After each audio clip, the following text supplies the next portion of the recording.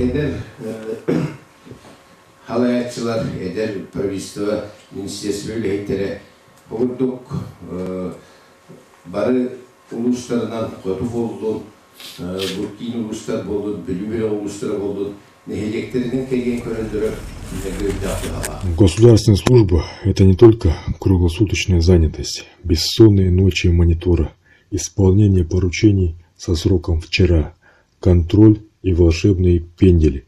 Госслужба – это еще и интенсивная выездная работа. Несмотря на насыщенный график командировок, можно было выкроить часик со времени на сон, чтобы записать интересное интервью. Итак, в первой серии цикла «Выпавшего из обоймы» смотрим сюжет о металлургах из села Кентик Верхневлюйского улуса. Во времена присоединения Коти к России на территорию нынешнего Верхневлюйского района мигрировали не пожелавшие сдаваться богатыри, уранхайцы. Среди них был кузнец Чап. Прирожденный кузнец Чап обучил мастерству своих родных. С тех пор район стал вотчиной кузнецов-металлургов. Свидетельств тому очень много. Это сохранившиеся до наших дней артефакты кузнечного мастерства шедевра, а также архивные данные, представлен в музее села Кентик. Благодаря местным энтузиастам во главе с Анатолием Таркаевым мастерство предков возрождается и передается новым поколениям. Из устья реки кузнецы добывают железную руду, которую плавят по старинным технологиям в большой глиняной печи при помощи двух крупных кожаных мехов.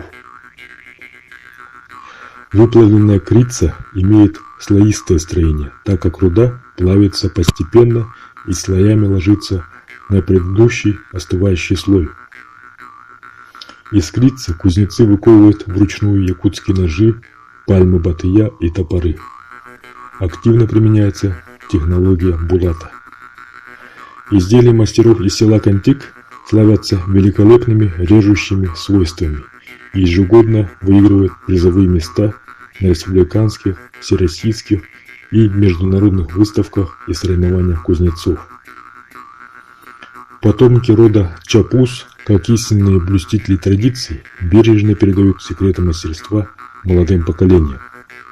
Так, многодетный отец и опытный кузнец Павел Константинов является любимым наставником ребятишек со всего района.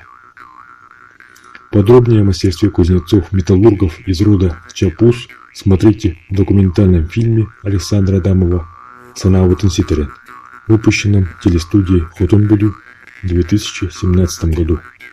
Спасибо за внимание.